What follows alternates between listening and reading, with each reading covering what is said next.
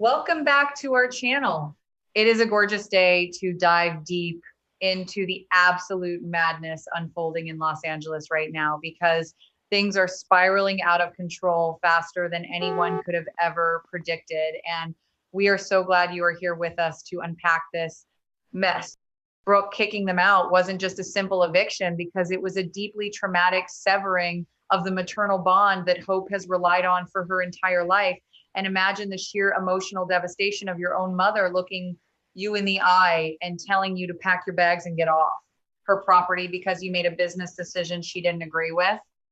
Hope was literally packing up Beth's little toys with tears streaming down her face while doors slammed in the background and the echoes of Brooke's furious screaming bounced off the walls of the cabin while Liam was just standing there looking completely bewildered like a deer in the headlights, which is exactly what Liam always does when things get emotionally complicated.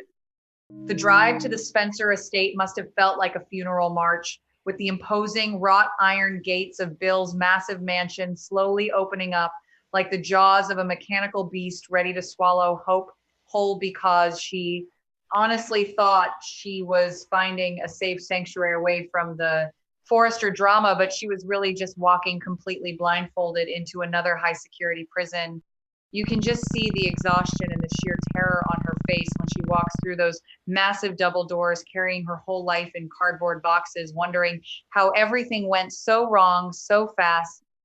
Bill is standing there in the foyer with that signature arrogant dollar bill smirk plastered across his face, looking like the cat who just swallowed the canary. And he is practically rubbing his hands together with malicious glee because he finally has Hope right under his roof and directly under his control, which is something he has wanted for years.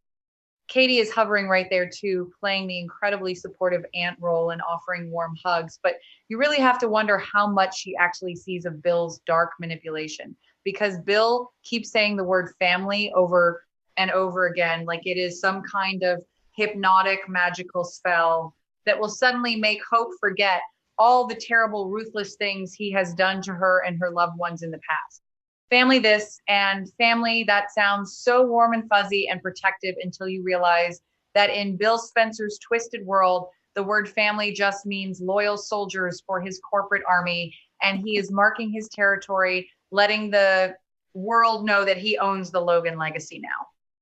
The honeymoon period at the Spencer mansion lasts for about 5 agonizingly short seconds before the harsh reality of living with Dollar Bill fully sets in, and Hope is literally suffocating in that giant house because you can practically feel the oxygen being sucked right out of the room every single time Bill walks in and starts barking rapid fire orders about the Logan fashion house and how they are going to crush the competition. He is completely dictatorial in his approach, wanting to micromanage and control every single aspect of her life, from what time she eats her breakfast to how she sketches her next dress design. And Hope is a deeply sensitive, creative soul who desperately needs freedom and emotional support to breathe and create. But Bill is treating her like a shiny new corporate asset that he bought at a high stakes auction. It is so incredibly hard to watch her shrink into herself and lose her spark under the crushing weight of his expectations because she is realizing that she traded one controlling parent figure for another one who is arguably much worse. And then comes the real devastating kicker because Bill does not just want Hope to sit in a studio and design pretty clothes for the runway. He wants her to go to all out war, and he starts aggressively pushing her to use the absolute dirtiest, most underhanded tricks in the book to take down Forrester Creations and humiliate Ridge and Steffi. We are talking about ruthless, scorched earth tactics that go completely against everything Hope stands for as a human being, because Hope for the future was built on a solid foundation of morality and doing the right thing and empowering people. And Hope has spent her entire adult life trying to be the good girl and always taking the high moral road, even when it was difficult. Now Bill wants her to jump headfirst into the mud and start slinging it at the very people she used to call her family. And can you even begin to imagine the intense psychological toll this massive identity crisis is taking on her right now as she tries to figure out who she is if she isn't the moral compass? The absolute breaking point happens during one of those incredibly tense, suffocating dinners at the giant Spencer dining table, where the expensive catered food probably tastes like absolute ash in Hope's mouth when Bill casually drops the bomb while sipping his scotch that he wants Hope to exploit her own brother for highly classified insider information. He specifically targets RJ Forrester and explicitly wants Hope to use her close sibling bond to extract sensitive corporate secrets from RJ so that Logan can completely obliterate Forrester Creations in the upcoming market quarter, which is sick and twisted and classic unadulterated dollar bill Spencer behavior. Hope is just sitting there staring at him across the table in absolute frozen horror, realizing that he sees her pure love for her brother as nothing more than a convenient weapon to be weaponized for his own financial profit. And it makes her sick to her stomach to even think about betraying RJ like that. This is the exact terrifying moment when the blinders finally come completely off for Hope Logan, and she looks around that opulent, overly decorated dining room and realizes with a sickening drop in her stomach that she has made a catastrophic, life-altering mistake because she fought so incredibly hard to escape Brooke's overbearing, suffocating emotional control, only to walk right into Bill's ruthless corporate power trap. It is exactly like jumping out of the frying pan and straight into a blazing inferno of corporate greed and manipulation, because Brooke wanted to control Hope's heart and her personal life, but Bill wants to completely own her soul, and Hope is trapped in this glittering golden cage, and the invisible bars are getting tighter and tighter around her neck every single day. What on earth is she supposed to do now when she has already burned the bridge back to her mother and she is living in a house with a man who wants her to sacrifice her own morals for a fashion line? You would naturally think that Liam would step up and fiercely defend his wife in this horrifying situation, and you would think that the man who constantly claims to love her more than anything in the world would draw a firm line in the sand and tell his father to back the hell off. But nope, Liam does exactly what Liam always does, which is waffle endlessly and ultimately side with the person who has the most power in the room at that exact moment. Liam actually defends Bill's disgusting request and looks Hope right in the eye and tells her that this is just business and they need to be smart and strategic if they want to survive in the cutthroat Los Angeles fashion industry. Because Liam is completely and utterly blinded by his father's vast wealth and influence, and he fully expects Hope to just fall in line and be a good little obedient corporate soldier for the Spencer Empire. The massive fracture in Hope and Liam's marriage is so incredibly loud, you can practically hear the glass shattering into a million tiny pieces, because Hope looks at her husband and she does not even recognize the weak, compromising man standing in front of her who is supposed to be her equal partner and her fierce protector, but is just acting like Bill's eager little lapdog. This betrayal leaves Hope feeling more profoundly isolated and alone than she has ever felt in her entire life, because she is living in a sprawling mansion filled with people who constantly claim to love her, but she is entirely, completely alone in her struggle with a mother who hates her guts right now, and a husband who is actively betraying her core morals, and a father-in-law who is using her as a pawn on his chessboard. Where is her safe haven supposed to be when her own home is a battlefield and the man she sleeps next to doesn't even understand why she is crying herself to sleep? As if the domestic nightmare unfolding at the Spencer mansion is not enough to break her spirit, the professional fallout from her shocking defection is finally catching up to her in the most explosive way possible, and we absolutely have to talk about Zende Forrester Dominguez, who has been unfairly pushed to the side and marginalized at Forrester Creations for years while other people took the spotlight.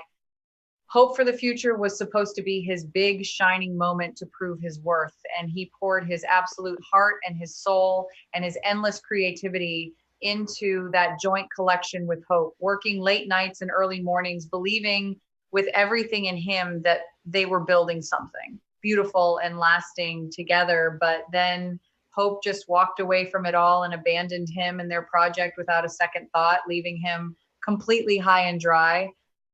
Zende is not just mad about this betrayal, he is completely unhinged with a righteous burning fury that has been building up inside him for months of being ignored and sidelined. And he storms into Hope's fancy new office at Logan, and the air in the room practically crackles with dangerous electricity because he does not even bother to knock on the door.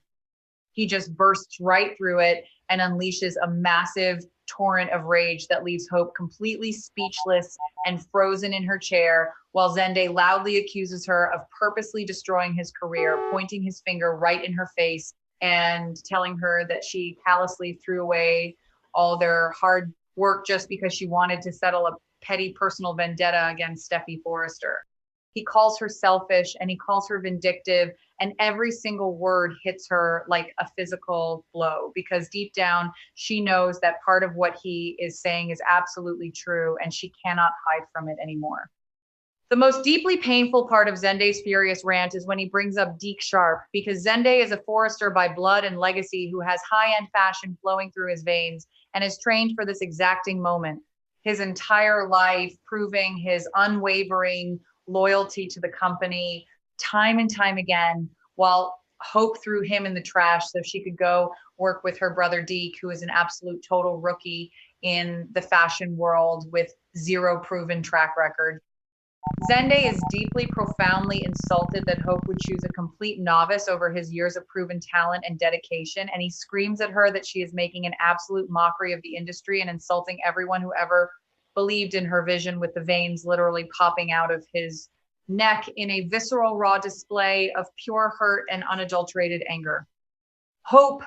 desperately tries to defend herself against this onslaught, stammering and stuttering and trying to explain that her difficult decision to leave Forrester was really about finding her own independent voice and escaping the incredibly toxic, stifling environment that Steffi had created. And she tries to tell Zende with tears in her eyes that it was never about hurting him and she never meant to sabotage his rising career. Her frantic words sound so incredibly hollow and empty, even to her own ears, as she says them out loud, because how can you possibly justify destroying someone else's lifelong dream just to chase your own freedom? And Zende is not hearing a single word of her desperate excuses, looking at her with absolute pure disgust and preparing to deliver the final crushing blow to their friendship. Zende vows right then and there in the middle of that Logan office that he will never, ever forgive her for her breathtaking selfishness. And he tells her with a cold, dead look in his eyes that she has burned a bridge that can never be rebuilt and that she is going to deeply regret the day she ever decided to cross the Forrester family before turning around on his heel and storming out of the office, leaving the door wide open. Hope is left completely devastated in his wake. And the heavy silence in the room after he leaves is absolutely deafening as she just sinks down deep into her chair and puts her head in her trembling hands, feeling the massive, crushing weight of her recent choices finally crashing down on her shoulders. And it is heavy enough to break her right in half. This massive explosive confrontation between Hope and Zende does not just stay quietly behind closed doors, because the juicy news leaks out almost immediately and sends massive shockwaves through the entire Los Angeles fashion world, with the industry absolutely buzzing with vicious gossip and wild rumors about the spectacular, messy implosion of Hope for the Future.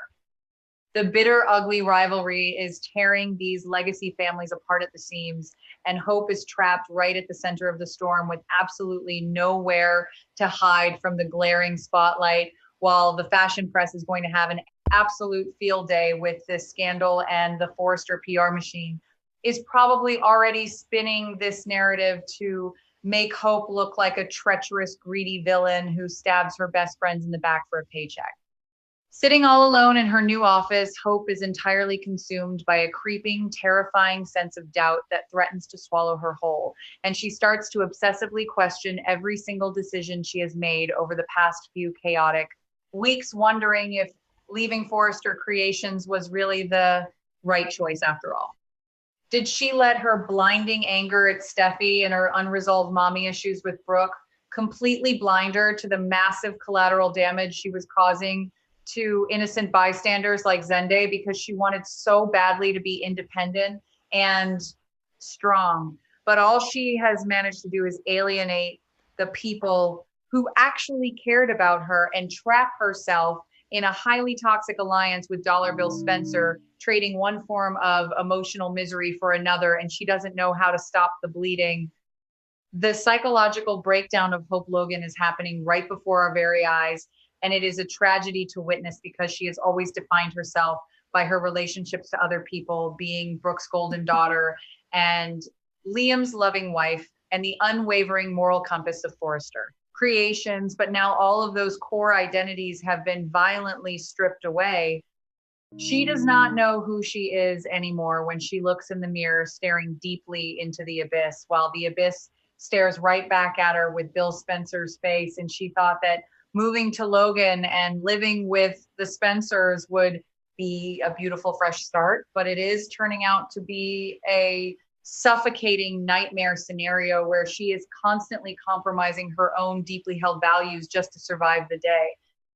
Think about the absolute sheer tragedy of her current living situation, sleeping every night in a bed in a giant house owned by a ruthless man who wants her to manipulate and use her own brother while her husband is sleeping right next to her, but feels like he is a million miles away because he cannot even see the agonizing pain she is in.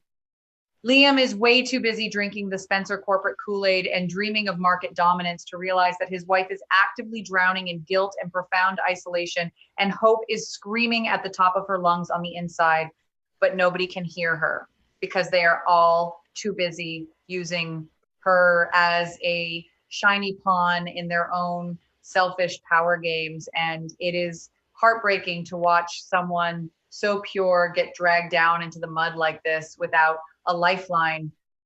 What on earth is she going to do next to get out of this mess? Because she cannot go back to Brooke, who has essentially disowned her and is out for absolute blood after smashing the Logan sign. And she cannot go back to Forrester Creations because Steffi would probably laugh right in her face and Zende would flat out refuse to even look at her. She is completely stuck at Logan with a father-in-law who operates like a ruthless mafia boss and an aunt who is too blinded by her own ambition to see the toxic environment they are creating. So Hope is going to have to dig deep and find a fierce strength she never knew she had if she wants to survive this corporate war without completely losing her soul in the process, because the collateral damage is already so incredibly high and the battle has really only just begun.